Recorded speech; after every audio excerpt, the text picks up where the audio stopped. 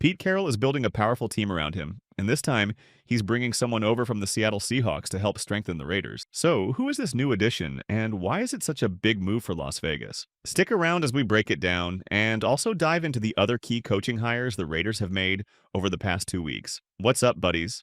Welcome back. If you are new here, make sure you hit the subscribe button. We cover all AFC West news here on this channel. So, the Las Vegas Raiders have just made an impressive front office move by bringing in Matt Capurro. Now, I know a lot of people, myself included, might be wondering who he is and what he'll bring to the table. So I took a deep dive to figure out exactly why the Raiders decided to make this move and what it meant for the team. Let me share the headline. Matt Capurro, the Seahawks Vice President of Coaching Operations, is leaving Seattle after 15 years to join the Raiders. This move reunites him with Pete Carroll, as they've worked together before, first at USC in 2009, and then during a long stretch in Seattle from 2010 to 2023. Pete Carroll and Matt Capurro have a connection that goes way back. Here's something that makes this hire even more intriguing. Capurro also worked with the legendary Al Davis in Oakland from 2004 to 2008. During that time, he was a trusted right-hand man to the head coach, which says a lot about his ability to provide value in critical roles. All of this reflects a commitment to building stability and doing things the right way. The Raiders aren't just looking for flashy moves,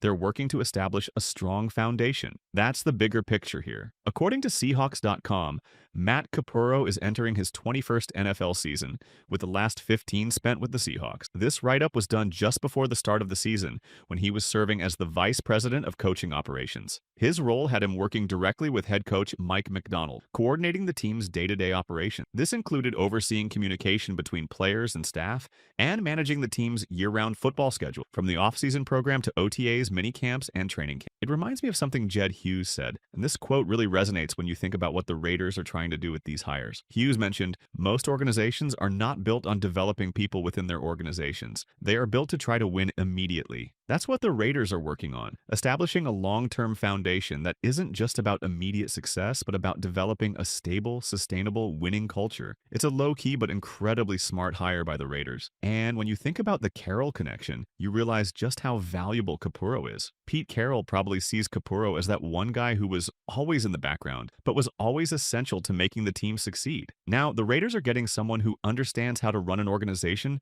with precision and accountability. From what I understand, Capurro will play a key role in keeping things running smoothly for the Raiders. Essentially, Pete Carroll will delegate tasks to Capurro, like making sure the offensive line coach meets with the wide receivers coach to work something out. Capurro will be the one to set those meetings, manage the schedules, and ensure everyone's on the same page. If a coach comes to him with a small issue, like a missing shoe, Capurro will make sure that the message is communicated and resolved. He's not just an assistant. He does a lot of the behind-the-scenes work that keeps everything running efficiently for Pete Carroll. Given that Carroll is 73 years old, having someone like Capurro to handle those logistical details is important. Carroll doesn't want to be jumping from one place to another to handle these smaller tasks, so Capurro will take care of that. Now, let's talk about the other hiring. Besides Matt Capurro, the Raiders also hired other coaching staff as well. Patrick Graham officially landed the job a few days ago, signing his contract to remain as their defensive coordinator. Another big return of defensive line coach Rob Leonard.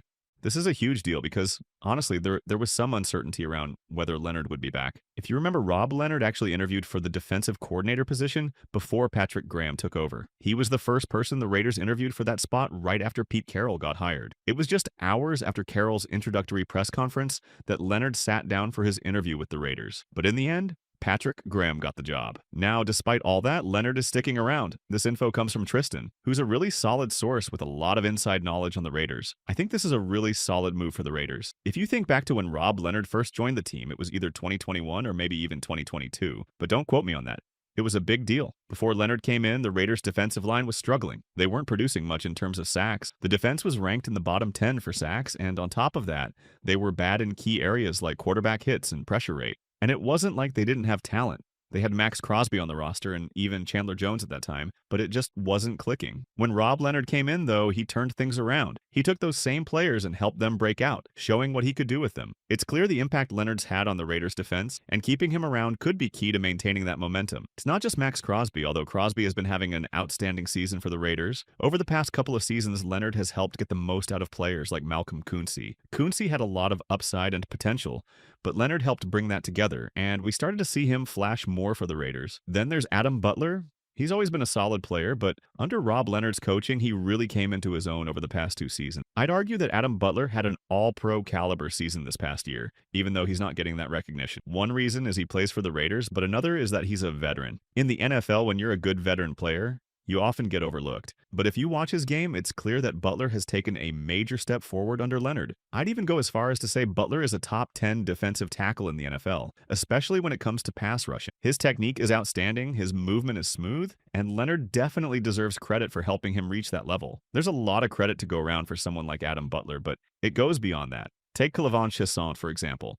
When he was with the Jaguars, many fans called him a bust, saying he was a bad player. The Panthers didn't even want him, and he couldn't make it past training camp. But when he came to the Raiders, Chaisson turned his career around. He had a massive season last year, and now the Raiders are in a good position. They have the option to bring back both Kunze and Chaisson, which is huge. Another reason bringing back Rob Leonard is important is because of guys like Tyree Wilson. Wilson is a player the Raiders need to develop. Remember, they took him over several other defensive linemen. Wilson was drafted before players like Will McDonald, who the Jets took at pick 14, and Jalen Carter, who went just a couple of picks after Wilson to the Eagles. With that kind of draft capital invested, the Raiders need Wilson to develop, and having a coach like Leonard could make all the difference in getting him there. We're starting to see more flashes from Tyree Wilson. He's beginning to put things together and is heading into a critical year 3. With a coach like Leonard, I believe the Raiders can get the most out of Wilson in the upcoming season. It'll be interesting to see what happens as we get closer to the season. Personally, I'd love to see the Raiders avoid drafting another defensive end. I know a lot of people want Abdul Carter if he's there at pick 6, but I think the Raiders have already invested in Tyree Wilson. They should let him start this year and play around 700 snaps. Let him have that opportunity to prove himself. Malcolm can rotate in as he gets healthy, and if Clavon Chaisson is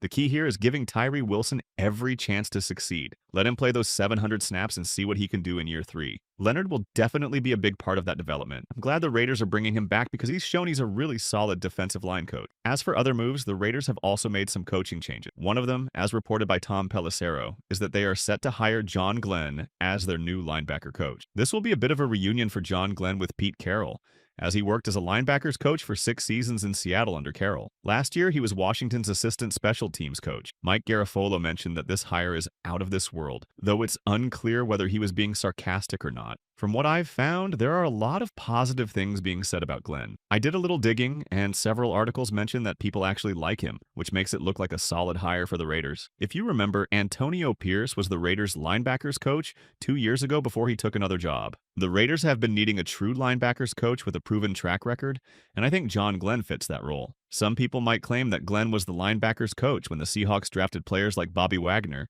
and KJ Wright, but that's not entirely accurate. At that time, Glenn was actually a coaching assistant. He spent 3 years as a defensive quality control coach before becoming an assistant linebackers coach in 2017. After that, he held the linebackers coach position for 6 seasons. Most recently, he was with the Washington Commanders. So while he didn't coach Wagner and Wright directly, he certainly had experience with linebackers and coaching at a high level. Now, Glenn will have some young guys to work with on the Raiders roster. Players like Amari Gaynor have shown some flashes, and Amari Burney, drafted in the 5th round, has potential as well. Luke Masterson, an undrafted free agent, has also shown promise. It'll be interesting to see how Glenn develops these young players and whether he can help them start to flash a bit more and make a real impact. So, that's all. The Raiders are showing that now they are serious about building something competitive. Let's see how things get around. But what do you think? So, what do you think? Can these hiring push the Raiders on a winning track? Share your thoughts in the comments section.